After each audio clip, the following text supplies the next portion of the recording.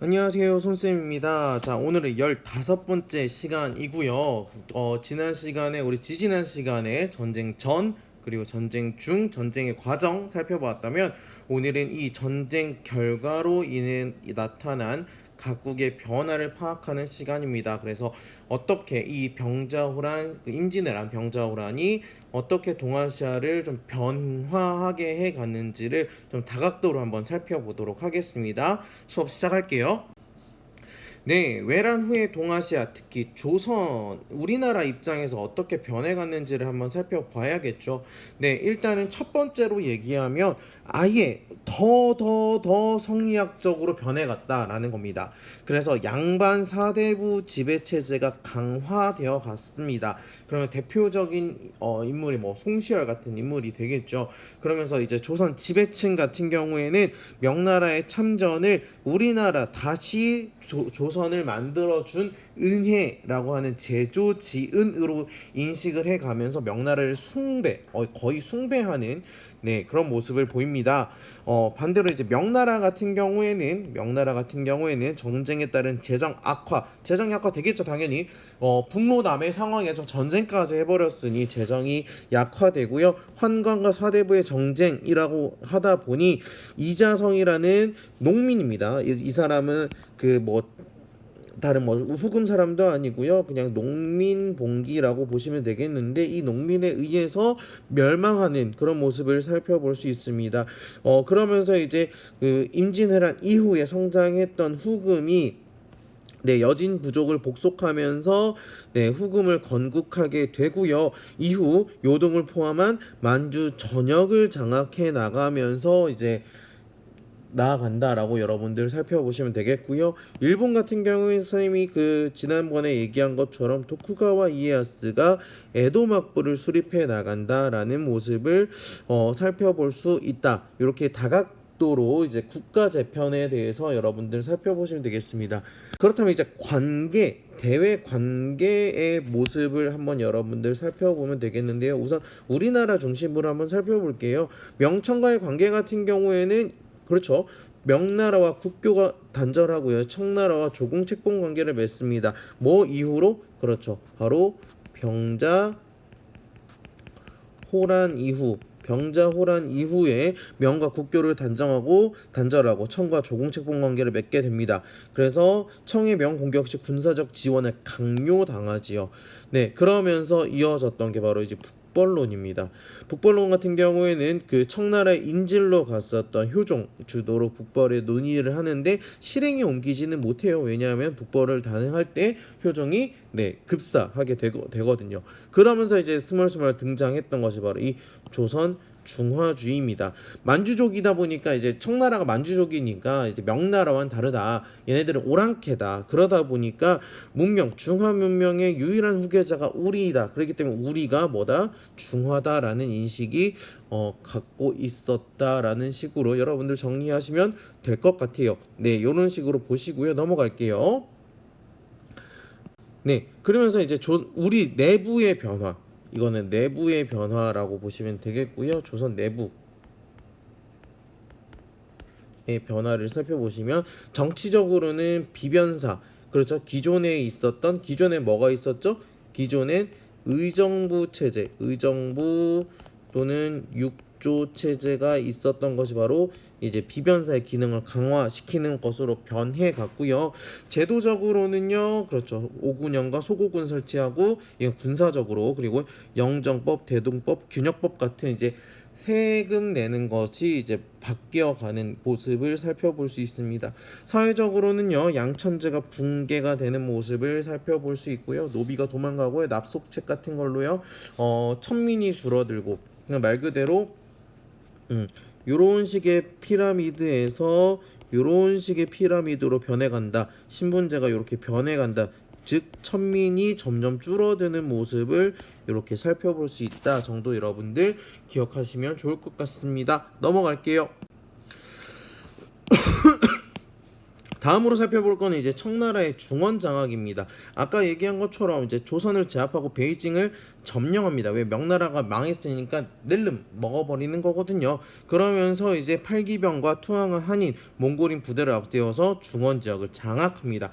그러다 보니 이제 강희제에 그리고 걸륭제에 넘어가면서 점점 청나라가 명나라를 넘기는 그런 모습을 살펴볼 수 있다라고 보시면 되겠고요. 첫 번째로 볼 건 이제 강희제가 3번의 난을 진압합니다. 3번이라는 이제 뭐 반란 세력들을 진압했다. 그와 더불어서 타이완에 있던 정씨 세력을 진압하는 그런 과정을 거치면서 중국 내에 있었던 이제 반란 세력들을 하나하나 진압해가면서 통합하는 모습을 보이게 되고요. 걸륭제 때는 티베트, 신장, 몽골을 확보하면서 요 시기에 최대의 영토를 차지하게 된다라고 보시면 되겠고요.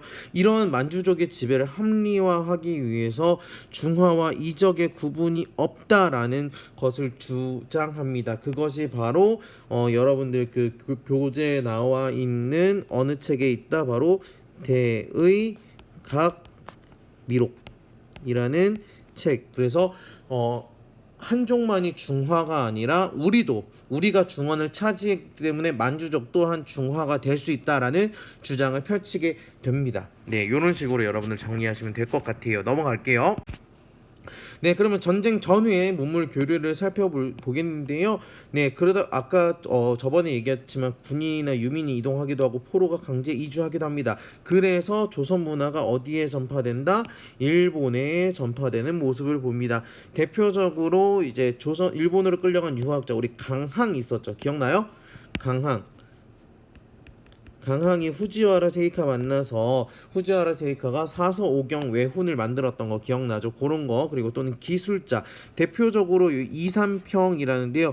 이 도조 이삼평비라고 써 있습니다. 이거 쌤이 직접 찍은 사진이고요. 여기 있는 요 사람 보이시죠? 네, 접니다. 제가 직접 이삼평 도예지에 갔다 왔던 요 사진을 첨부해서 보여드립니다. 그래서 보시면은요, 여기 굉장히 도자기 거의 마을이에요. 그래서 이삼평이라는 사람이 포로로 끌려가서 요 지역에서 이제 도자기를 만들어서 일본식의 도자기 문화를 보급했다라고 여러분들 보시면 될 것 같습니다. 넘어갈게요.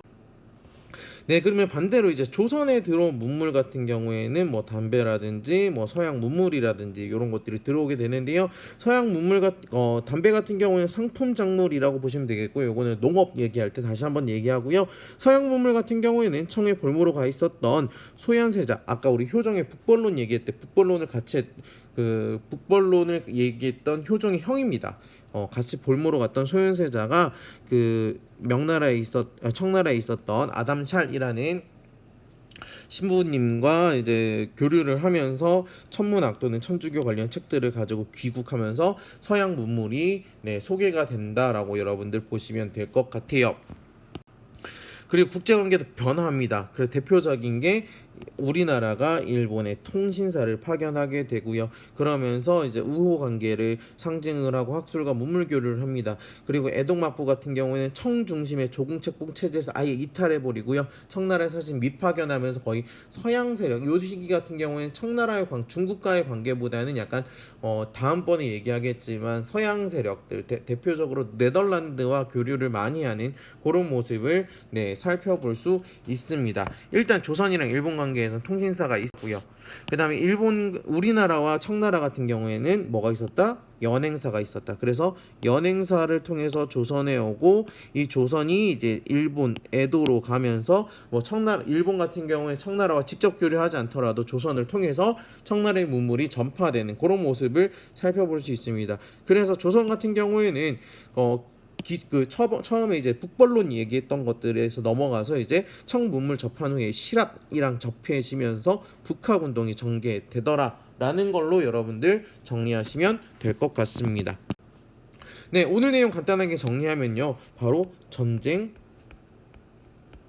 후의 모습을 보시면 되겠고요. 그래서 중국 같은 경우에는 그 다음에 조선, 그 다음에 일본을 기준으로 살펴보게 되면요, 중국 같은 경우에는 쉽게 얘기하면 명에서 어디로 넘어가더라? 명에서 청으로 넘어가게 되더라. 그러면서 청나라에서 이제 영토도 확장하게 되고요. 청나라가 스스로 뭐라고 청나라 요거 같은 경우에 청나라가 영토 그리고 반란을 진압하고요.